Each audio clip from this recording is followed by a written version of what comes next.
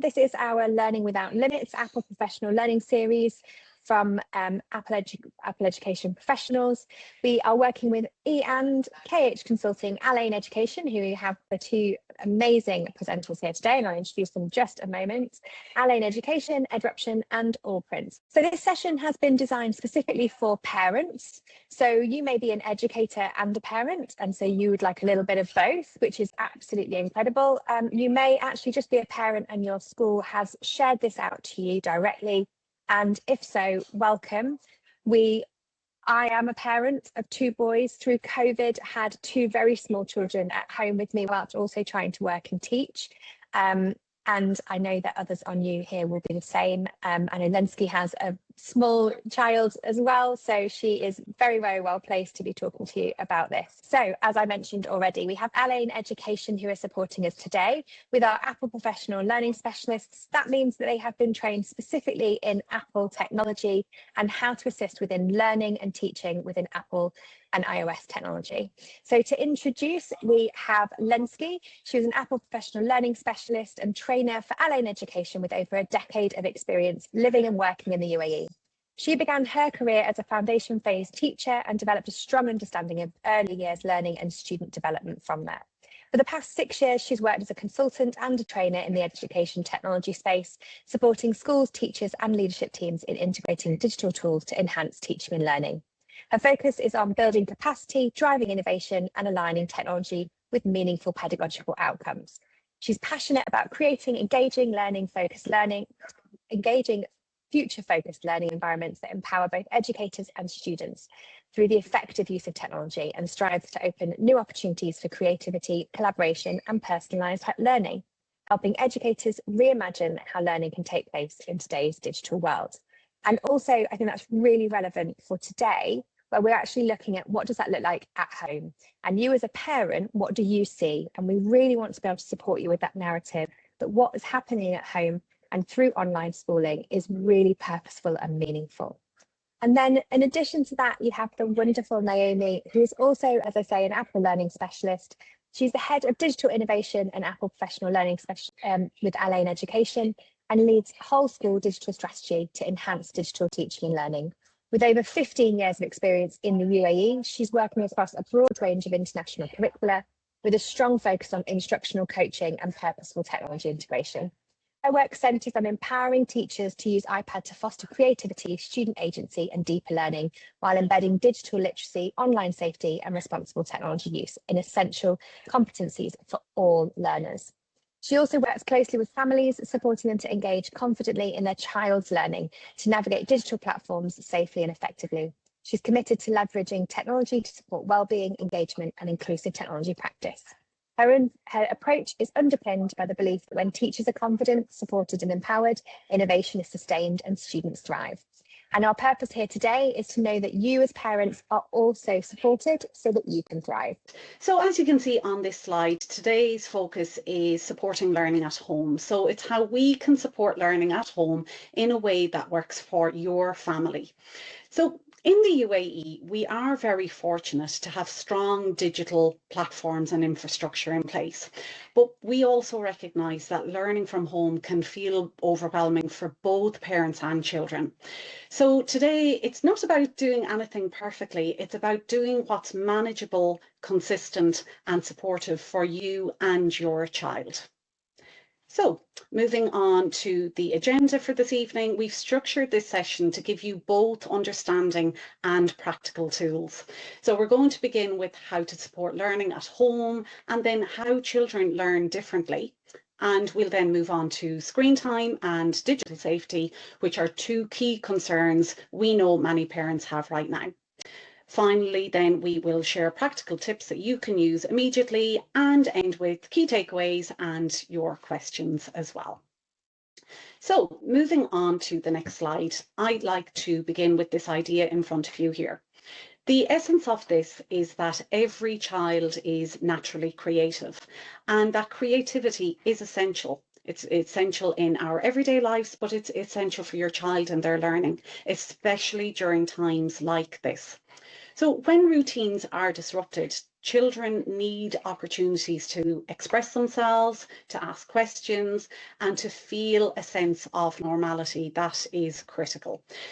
So technology, when it's used correctly, it allows our children to stay engaged, to be creative, and to remain connected to their learning. So on the next slide, supporting learning at home.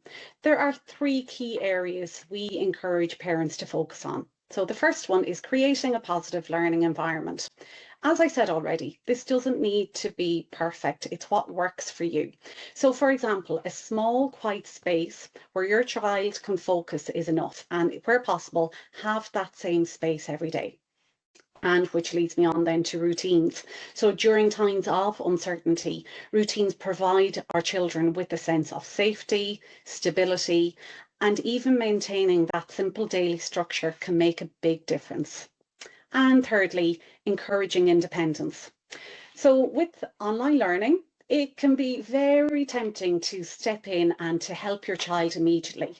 But by allowing your child to actually try it first, it does build resilience and confidence. And these are the key learning skills which are just as important and lend themselves to your child's academic learning as well.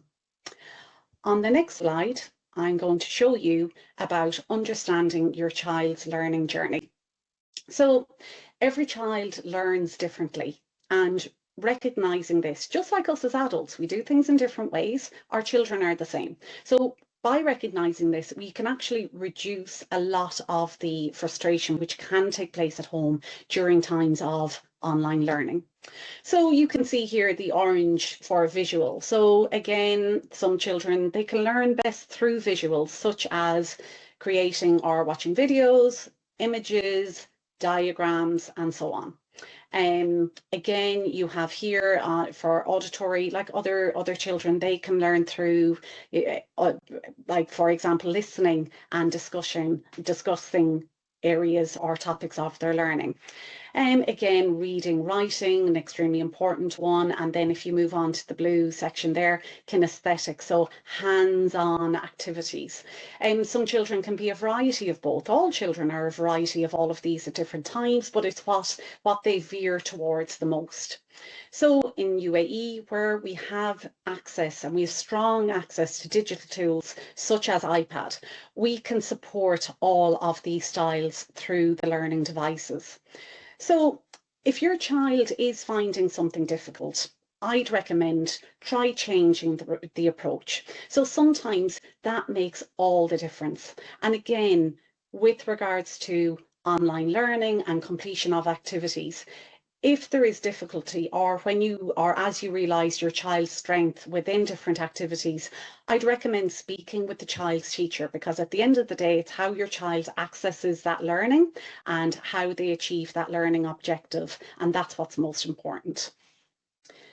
So if we move on to the next slide, digital safety and online well-being, particularly at times like this.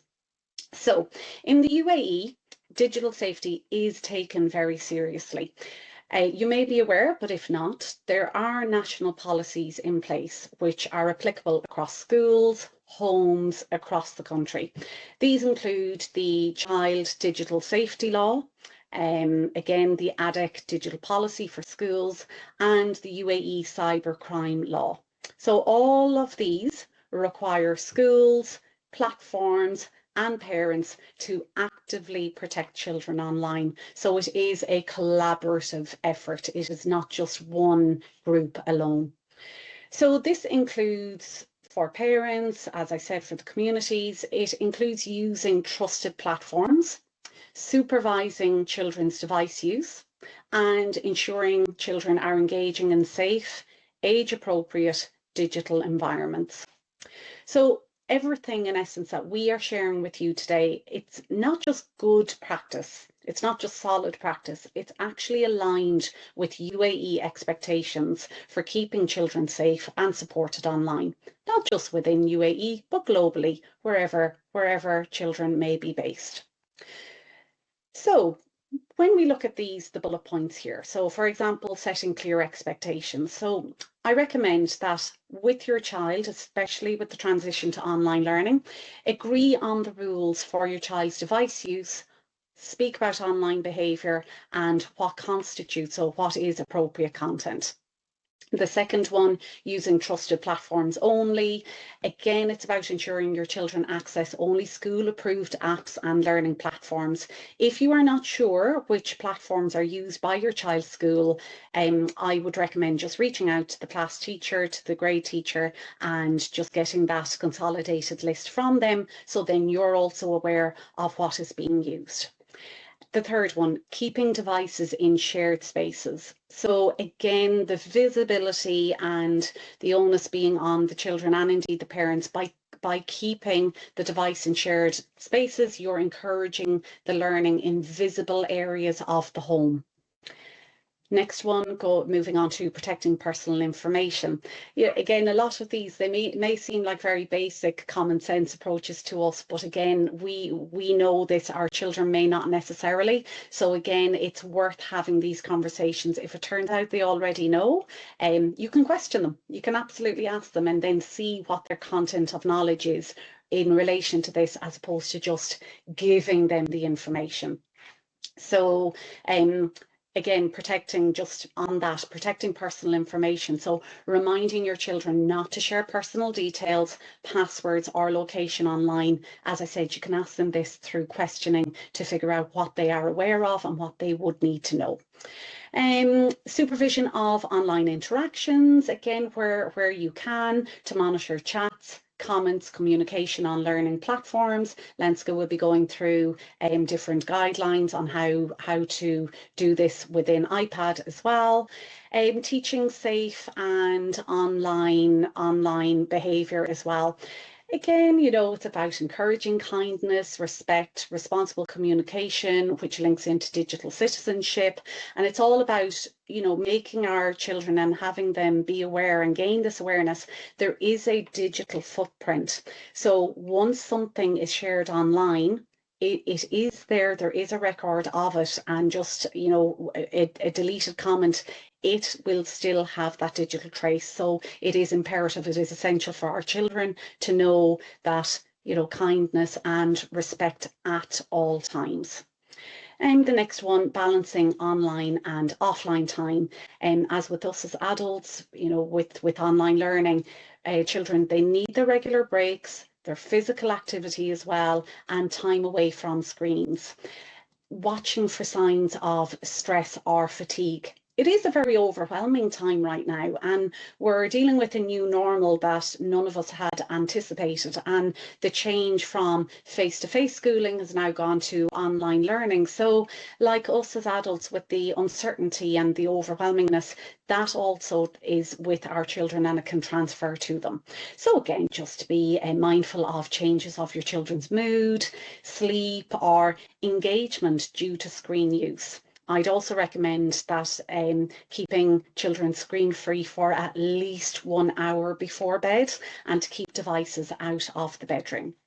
And then with regards to keeping communication open with children, it's essential for this as well, that again, if something happens online that makes them uncomfortable, children need to feel that they can talk to you, even if they feel it's something that, you know, might reflect, say, negatively or badly on them, you know, that they know that they can speak with you, and by that, you know, you can have those general conversations and ask them, like I said already, to see what their knowledge and prior knowledge is already. It's a particularly important area right now, and basically with this increased time online, we need to ensure that our children are safe, but they also feel emotionally supported. Thank you. Thanks, Naomi. I just want to, before I move on to the next slide, where I talk a little bit about what you can put in place with regards to the settings on the iPads, I think it's important to remember a very relevant topic, which is content creation versus consumption. So a lot of time when we move to online learning, we have to really focus on creating content with these devices rather than consumption, like watching too many videos, playing too many games, that kind of thing. If you're using a device in the correct way, it can be a lot more beneficial than you think. And I'm going to show you a few tips at the end, which basically shows you how you can use these devices for content creation rather than consumption. Right, so I'm going to go into the more technical side of things right now. This is something that the iPad has integrated within the iOS, and it's available to all the devices. But I do have to just highlight that if your child is using a device that is managed by the school, these settings may be overridden by their management system. So a management system is called an MDM. The school uses that to keep the iPads protected and safe during school hours. And these might still be in place while we are in distance learning. But very relevant if you're using a personal device. So let's say your children didn't have iPads at school and now you're forced to use a personal device at home. These are the settings that you can put in place to just keep your child that extra bit safe.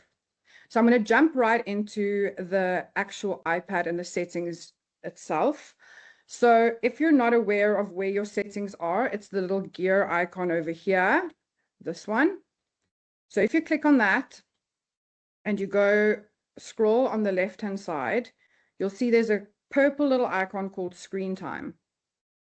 And under this, there's quite a few things that you can do. But the first step that you need to do is you need to set a screen time passcode. So if you scroll down, you'll see there's an icon there. I already have one in place, but if you haven't set it up before, it will just ask you to enter a screen time passcode. Mine's asking me to change it. You then have the option to change it at any time, or you can turn off the screen time passcode, which I do not recommend. I also want to just give you some advice. When you are putting in these passcodes, try and do it away from the children, as they are very crafty creatures and they can figure out the passcode and put that in themselves to be able to change these settings themselves. So just make sure whenever you're putting in the passcode that you're doing it away from your children so that they don't see it and recognize or learn the passcode to then change the settings by themselves. That then allows you to go in, and we're going to look at a few of the settings. I'm not going to go into detail with all of them. If you need a little bit more granular advice or steps, there are some key takeaways at the end where I've put the Apple guides of screen time as well as family sharing for you to go through at your own leisure. So just to show you, downtime, it will always prompt you to put in that passcode that you set. And downtime basically means most of the apps that you've chosen will switch off and not be available to the learner. You can schedule this. So if you switch it on and off, you can then schedule it on customized days. You can set it for every day. So if you only want it Monday through Friday, you can set it at certain times on a Monday. So really getting to know what your child's schedule and distance learning schedule looks like and setting those downtimes accordingly. I just want to go back to my home screen to show you. So currently my downtime has been set between 5, so that's after school time, 5 till the next morning. So currently I only have a few apps available to me to use. If I try and go into photos, for example, it says that I've reached my time limit. Okay, you can just press OK, or if they really need to access that for any reason, they need your permission. So they can press ask for more time, whether it's 1 minute or the whole day. It needs your screen time passcode. So if I put that in, it will then say, okay, you can approve it for another 15 minutes, you can approve it just for the next hour, or you can approve it for the entire day. If you don't want to approve it, you just press OK and they won't be able to access that. So if I slide to the right, you'll see there's quite a few apps that have not been, that are now on downtime and they cannot access these apps at this moment. Going back to my settings, underneath downtime, you see you've got app limits. Now, app limits is where you can actually really go into a bit more granular control of what apps they're allowed to use and for how long. Another great feature is that you can actually also do that with certain websites. The infamous, can we block YouTube during distance learning? Yes, you can. So if you go into your app limits, you can switch the toggle on and off in the top right-hand corner. So there it's off at the moment. You can then switch it on.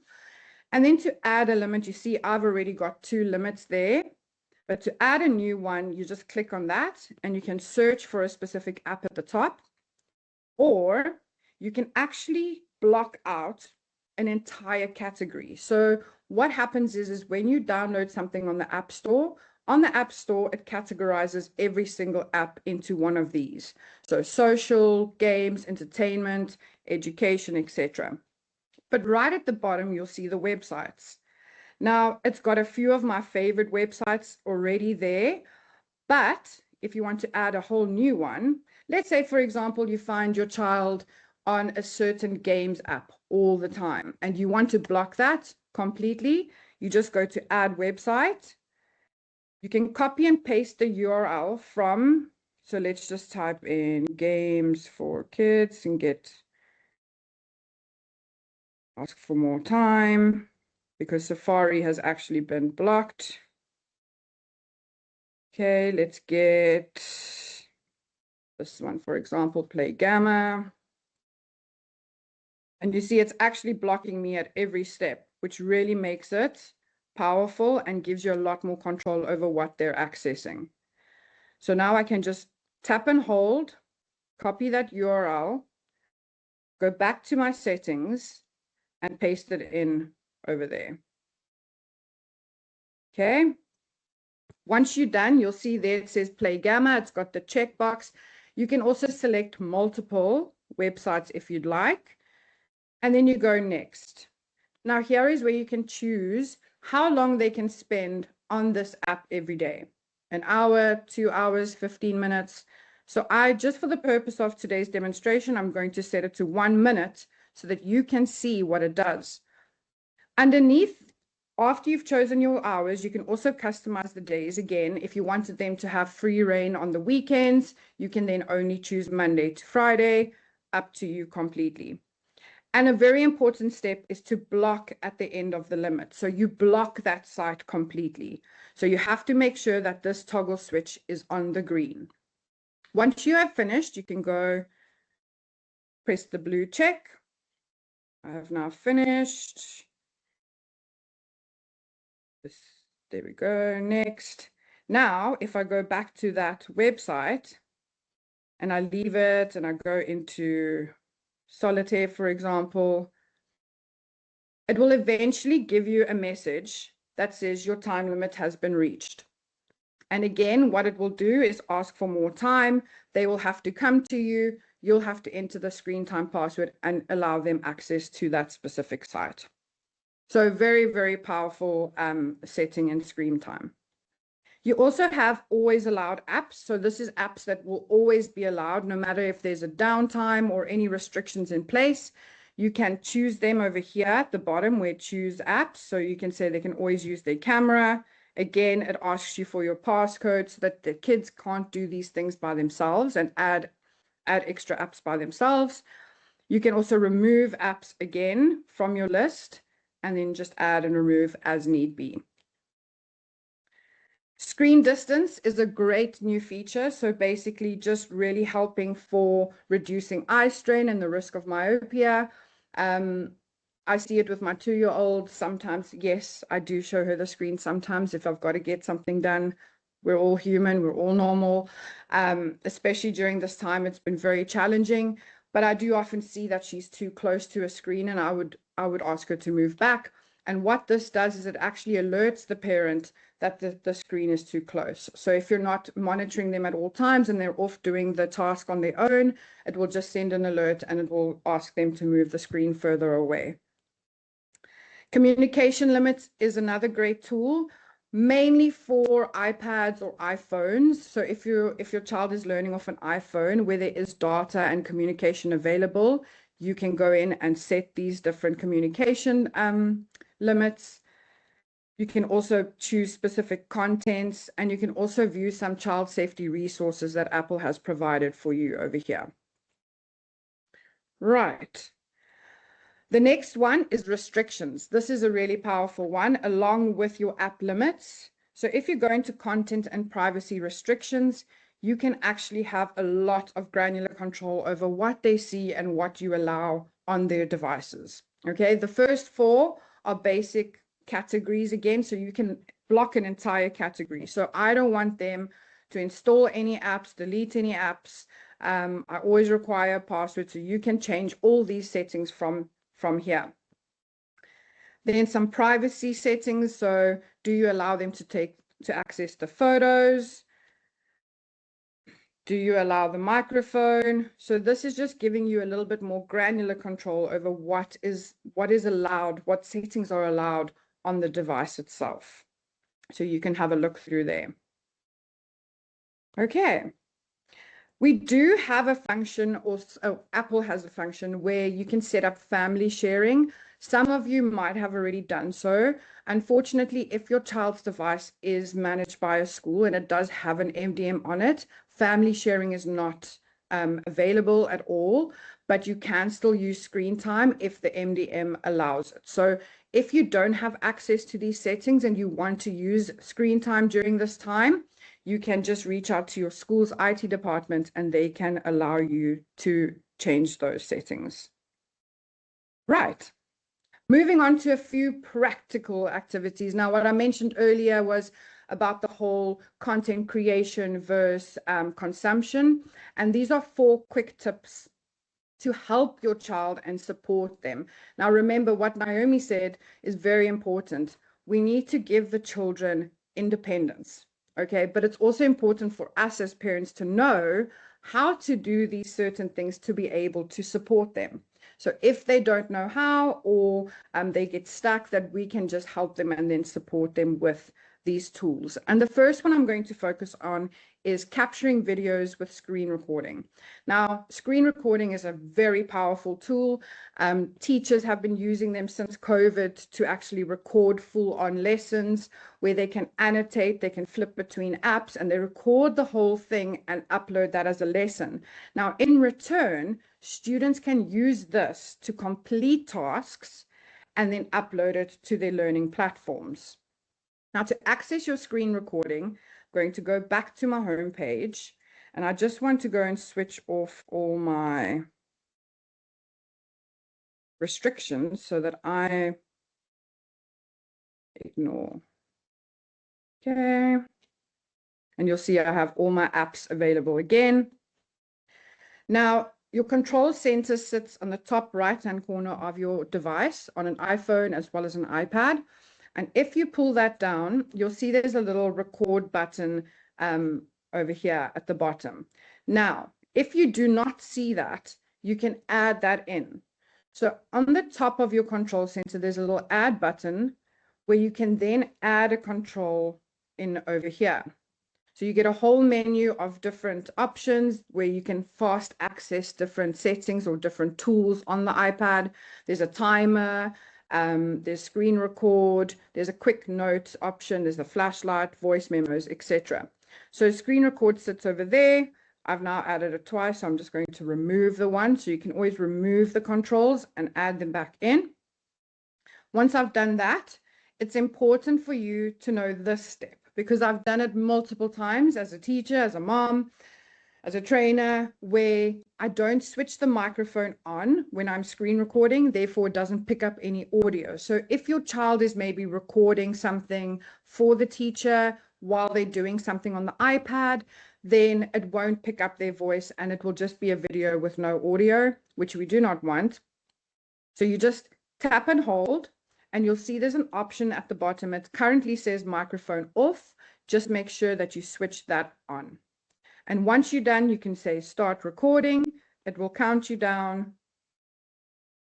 And then you can just click out. You'll notice if I click back to my home screen, now in the top right-hand corner, there's a little red recording button. Okay, so now what the kids could do is they could actually go into their notes. They could open up a task. This was my creative activity with my 2-year-old, just showing her some of the markup tools available on notes. And they can actually talk over their drawing and tell the teacher what they have drawn, do a little bit of an explanation, or if it was an essay or a task that they had to do, they can then explain their learning. So once they are done explaining everything, they just tap on that red icon in the top right-hand corner. It will then prompt you to stop the recording, and you can just press stop. What it does is it automatically then saves to your photo gallery. So you'll see right at the bottom here was that recording. What's lovely, if you want to kind of crop your video, so you don't want the beginning bits, or maybe at the end they kept recording and you don't want that and you want to submit the video still, you can do that by clicking on the edit button in the top right-hand corner, which then allows you to crop the video to where you want it to stop. And you can just drag this toolbar at the bottom to start at the note only. Once you are happy with that, you just click the tick mark in the top right-hand corner and save the video. Now you can just share. So the share button is the same on the iOS devices always. It's a little block with the arrow in the top left-hand corner over there. And then you can choose to share it to Google Classroom or Seesaw or whatever learning platform your child is using and the teachers have asked them to upload it to. Right, so very, very powerful tool. You can literally screen record anything. You can navigate through your whole iPad. They can take a photo. They can then talk about that photo and save it as a video and upload that. So yes, if they aren't using any specific learning platform like Seesaw, which allows them to record straight from the learning platform, this is very powerful. The next thing I'm going to show you is annotating a PDF with markup. Now there's two ways to do this, and I'm going to show you the first way, which is you can actually turn a whole website into a PDF and then get the children to annotate over that. So we're going to start with our Safari browser, and I'm going to just go into National Geographic Kids. And here I'm on my web page. If I click on the share button, which is now in the top right-hand corner, you can then press more and press markup. Hold on. First, you are going to, and then it changes it into a PDF. But I missed one step that I want to just show you, which makes it even better. So there next to the web address, there is a little reader view, which basically takes away all the noise from the website. So all the adverts, the pop-ups, all those things that could be distracting to the kids, it takes it away and turns the website into a PDF-like document, which is very great, very nice for smaller kids, for kids with maybe some ADHD that need to focus. You can actually change the color. So some people prefer to have the inverse colors. You can make the font bigger or smaller, and you can even change the font completely. So you go into there and you just choose a different font. But I do find that one is the best for kids. Okay, now from this page, once you've turned it into the reader view, you can then press the share button, press more, and click on markup. And what it does is it then turns it into a page. Now I'm just going to take the markup away. So you can scroll through your PDF. You'll see it's quite a long PDF, but it's taken that whole document. And now what the kids can do is they can either screen record over this, talking about this. So they can talk about the sharks, what have they learned about the sharks. You can then tap on the markup. And over here are your different markup tools at the bottom. So if you click on a tool, you can then choose the thickness, you can choose the opacity, and you can choose a completely different tool. The highlighting tool is the best one, especially if they may be wanting to highlight words that they don't understand or that they need help with. They can choose the highlighter and just highlight specific words that they might need help with and send that to their teacher for some advice or some help. You can change the color by clicking on the color wheel. You can then choose a completely different color. So there's many available to use. And if you click on the plus button, they've got many options here. So they can add stickers, they can add text. So if the kids maybe prefer typing rather than writing on their iPad, they can do that. They can add shapes. And I'm just going to show you some of the stickers. So they can put an emoji. How do they feel about this work? Was it very hard?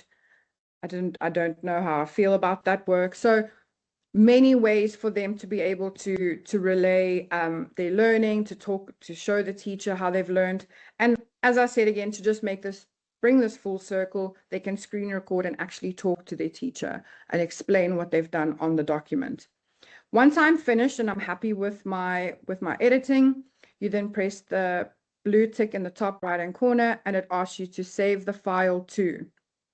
You can then save it on your iPad and then share it to the relevant learning platforms. Now you can do the exact same thing if you have an existing PDF document. You will then just open it up and select your markup tools. Right, the next one that I'm going to show you, I think we've got time for maybe one more, and then we're going to move on to some questions and answers and the key takeaways. So I'm just going to quickly show you voice memos, which I think is also quite powerful. So if you don't know where voice memos is, you just drag down to open your Spotlight search. You type in voice memos, and it's this icon over here. And here the kids can record anything they want. So they can basically record their reading. So if their teacher wants to hear their reading, you can record this while your child's learning. So that's to show you how you can scaffold learning with their iPad, but they're not even looking at the screen.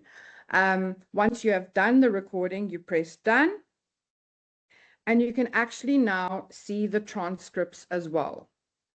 Okay, you can then select this, paste that into the learning platform or a comment or an email to the teacher so the teacher can see what they've read.